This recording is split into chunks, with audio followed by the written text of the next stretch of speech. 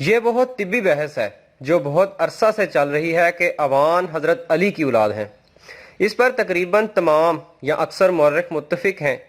جب آگے بات چلتی ہے تو بحث اس پر ہوتی ہے کہ حضرت محمد بن حنفیہ کی اولاد ہیں یا حضرت غازی عباس کی۔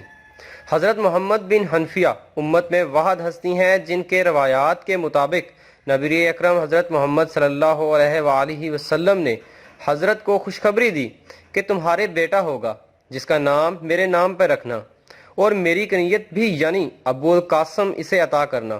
یہ واحد ہستی ہیں ورنہ کنیت کی اجازت امت میں کسی اور کو حاصل نہیں۔ یہ تو ان کا مرتبہ ہوا، یعنی مرتبے میں امام ابو القاسم محمد بن حنفیہ بھی ایک انفرادی خصوصیت رکھتے ہیں۔ میں ہوں محمد طلحہ نعیم اور آپ دیکھ رہے ہیں ہمارا YouTube channel master info T V. اگر پرانے زمانے کے پس منظر کی بات کی جائے تو پرانے زمانے میں شجرہ نسب کے لیے ہر قوم کے ساتھ نسابہ ہوتے تھے جو شجرہ نسب مرتب کرتے تھے اور مختلف مواقع پر شجرہ نسب پڑھ کر سنایا جاتا تھا۔ عموماً لوگوں کو مکمل یا کئی پشتوں تک شجرہ نسب زبانی یاد ہوا کرتا تھا۔ عوان قوم بھی اسی اصول پر کاربند تھی۔ ان کے بھی شجرے لکھنے کا رواج 1980 کی دہائی تک تو موجود تھا۔ اس کے بعد سرمایہ دارانہ نظام نے جہاں ثقافتوں، روایتوں اور رواجوں کو مسخ کے رکھ دیا، وہاں شجرہ نسب پر بات کرنے تک کو بھی عیوب سمجھا جانے لگا، جس کی بڑی وجہ وہ لوگ تھے جو اپنی نسل بدل کر چاہتے تھے کہ حسب و نسب پر بات نہ ہو، اور یوں لاکھوں لوگ مختلف قوموں میں گھس گئے جس میں سب سے بڑی زیادہ لوگ عوان قوم میں گھسے۔ اس تباہی کی بڑی وجہ یہ تھی کہ عوان خود کسی ایک نقطے پر متفق نہیں تھے، چنانچہ اس موقع کا فائدہ اٹھاتے ہوئے لوگوں نے خود کو عوان کہلانا شروع کر دیا۔ اگر واقعہ کربلا کے پس منظر کو دیکھا جائے تو واقعہ کربلا کے بعد جب عرب میں علویوں کے لیے مشکلات بڑھیں تو علوی مختلف ملکوں میں چلے گئے۔ اولاد حضرت عباس علمدار بھی ہند سمیت مختلف ملکوں میں بکھر گئی کیونکہ علوی تبلیغ کرتے رہے اور ان کا حلقہ احباب وسیع ہوتا گیا۔ مبلغ حضرت اون قطب شاہ سلسلہ قادریہ کی اشاعت کرتے رہے، بعد میں ان کی اولاد نے یہ فریضہ سنبھالا۔ وادی سون سے عوان قبیلے کی اکثریت آج بھی سلسلہ قادریہ سے منسلک ہے۔ شاہ دل عوان کی کتاب کے بعد تاریخ عوان پر کوئی تشندگی نہیں رہی۔ واقعہ کربلا کے بعد ایک ایسے دور کا آغاز ہوتا ہے کہ اولاد حضرت علی کے لیے مشکلات عروج پر پہنچ جاتی ہیں۔ حالات اس نہج پر پہنچ جاتے ہیں کہ علویوں کو اپنے نام بدل کر سرزمین عرب کو خیر آباد کہنا پڑتا ہے اور علوی گرد و پیش کے ممالک منتشر ہو جاتے ہیں۔ اس زمانے میں تاریخ کیسے لکھی گئی اور کیسے محفوظ کی گئی ماں سوائے نصابہ کے کوئی مستند حوالہ نہیں ملتا۔ پھر آئے روز بغداد پر حملے، کبھی تتاری تو کبھی اپنے ہی کلمہ گو چڑھ دوڑتے، اس طرح کتب خانوں کو جلایا جاتا تھا۔ تاریخ عوان لکھنے والوں نے جدت العوان قطب شاہ کو سلطان محمود غزنوی اور ہمراہیوں سے لکھا۔ عوان تاریخ دانوں نے سالار مسعود غازی، سالار قطب حیدر کو سلطان محمود غازی کے بڑے جرنیلوں میں لکھا ہے، اور یہ بھی لکھا گیا کہ قطب حیدر ہرات اور لاہور کے گورنر رہے۔ بدقسمتی یہ ہے کہ عوان لکھاری ان افسانوں اور تراشی ہوئی کہانیوں کو مسند حوالوں سے ثابت نہیں کر سکے۔ عوان لکھاریوں کے ان دعووں کے متعلق سلطان محمود غزنوی کے درباریوں اور بعد میں لکھی گئی مستند تاریخیں بھی خاموش ہیں۔ تاریخ یحیی، تحریک یمینی محمود غزنوی کی اہم اثر کتابوں میں آتی ہے، اور تاریخ کامل از بن اسیر، روضۃ الصفا اور قریب 16 مشہور تاریخی کتب میں کہیں سلطان محمود غازی کے ساتھیوں، رشتہ داروں، سپہ سالاروں یا گورنروں میں کہیں بھی سالار ساہو قطب حیدر، سالار عطا اللہ وغیرہ کا نام نہیں ملتا، اور جو نام ہرات اور غزنوی کی تاریخوں میں ملتے ہیں وہ نہ حضرت عباس کی اولاد ہیں نہ ہی حضرت محمد حنفیہ، بلکہ ان کا شجرہ نسب حضرت امام حسن اور حضرت امام حسین یا ترکوں سے ملتے ہیں۔ اب حقیقت کیا ہے؟ کہاں سے یہ شجرہ حضرت محمد حنفیہ سے جوڑ کر خود کو سپہ سالاروں کی اولاد میں شامل کر لیا گیا؟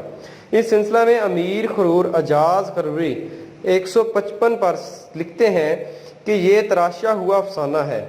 سینہ بے سینہ روایتوں اور خاندانی نسابہ کے لکھے شجروں پر محیط تاریخ کا سفر برصغیر پاک و ہند میں انگریز دور میں داخل ہوتا ہے۔ تو 29ویں صدی کے وسط میں ہندوستان کے رہنے والوں کے اعداد و شمار اور قوموں کے مختصر تاریخ لکھی جاتی تھی۔ انگریزوں نے جو جمع بندیاں ترتیب دیں اور گزیٹیئرز لکھے، ان کے مؤخذ مقامی آبادیاں ہی تھیں۔ چنانچہ جمع بندی میں تو وہی حقائق لکھے جو کسی نے لکھوائے۔ لہٰذا اب ضرورت یہ بھی ہے کہ انگریزوں کی بندوبست اور ضمنی حقائق کی روشنی میں ان گزیٹیئرز کو غور سے جانچا اور پرکھا جائے اور ان میں سے ضمنی شواہد کے ساتھ ثابت کیا جائے اور ان تحریروں کو رد کر دیا جائے جو اب ثبوت کے درجہ کو نہیں پہنچتی، اور ان کے ساتھ ساتھ ان عوانوں کا محاسبہ بھی کیا جائے جنہوں نے اس وقت اپنا نام عوانوں میں تحریر نہ کروایا۔ انگریزوں کے ان گزیٹیئرز میں جو چیز اعداد و شمار کے تحت لکھی گئی وہ تو مستند ہے، لیکن جو کسی قوم کی تاریخ لکھی گئی اور اس کو اب جانچا اور پرکھنا چاہیے۔ یہ وہ وقت تھا جب لاہور میں مقیم حکیم غلام نبی عوان کو قوم کی تاریخ کی فکر ہوئی اور انہوں نے تاریخ لکھوانے کے لیے اپنے علاقے کے مولوی حیدر علی لدھیانوی کو ذمہ داری دی، جنہوں نے 1896 میں تاریخ علوی لکھی۔ بعض لوگوں نے ایک بحث جو عوان قبیلہ کے عربی یا ہندی ہونے کے حوالے سے شروع کی۔ ان کی خدمت میں پنجاب ہائی کورٹ لاہور کا ایک فیصلہ پیش کیا گیا۔ ہائی کورٹ نے 1935 میں یہ فیصلہ دیا۔ کھوکھر قبیلہ پنجاب کے وسطی علاقوں پر ہمیشہ سے قابض رہا۔ تاریخ عوان پر لکھنے والوں نے لکھا ہے کہ حضرت اون قطب شاہ نے ایک شادی کھوکھروں کے ہاں کی اور ان سے ہونے والی اولاد کھوکھر عوان کہلائی۔ ایک اور روایت کہ حضرت محمد عبداللہ گولڈا نے خانقاہ ڈوگروں کے قریب ایک نو مسلم کھوکھر کی بیٹی سے شادی کی۔ اس کے بعد علوی کھوکھروں کی نسل چلی۔ اس زمن میں لاہور ہائی کورٹ کا ایک فیصلہ اور گزیٹر ضلع گرداسپور کے حوالے سے حاجی محمد منشا شہزادہ اپنی کتاب خاندان کھوکھر کے صفحہ 22 پر لکھتے ہیں کہ اولاد العوان اون بن یعلا کے نام پر مشہور ہوئی۔ بعض ایسے ہندو قبیلوں نے جن کا گوت کھوکھر اور چوہان ہے، رشتہ داری کے باعث اپنے آپ کو عوان کہلانا شروع کر دیا، کیونکہ وہ ایک تاریخی حیثیت سے باخبر ہیں کہ اس قطب شاہی کھوکھروں اور چوہانوں عوانوں ہی گوتوں کے راجپوتوں میں نسبی طور پر کیا فرق ہے۔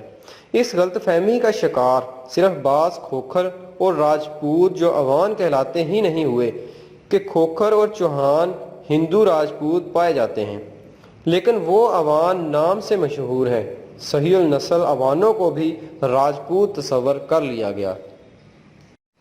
چنانچہ یہ مسئلہ جب ہائی کورٹ پنجاب میں زیر بحث آیا تو ججان ہائی کورٹ نے یہ فیصلہ کیا کہ ضلع گرداسپور کے وہ ہندو راجپوت جو عوان کہلاتے ہیں راولپنڈی ڈویژن میں آباد ان عوانوں سے بالکل مختلف النسب ہے، جو کلہم مسلمان ہیں اور قطب شاہ کی اولاد خاندان قریشی سے ہیں۔ آئی آر لاہور 1935 نمبر 899 گزٹر ضلع گرداسپور 1915 سوات 49۔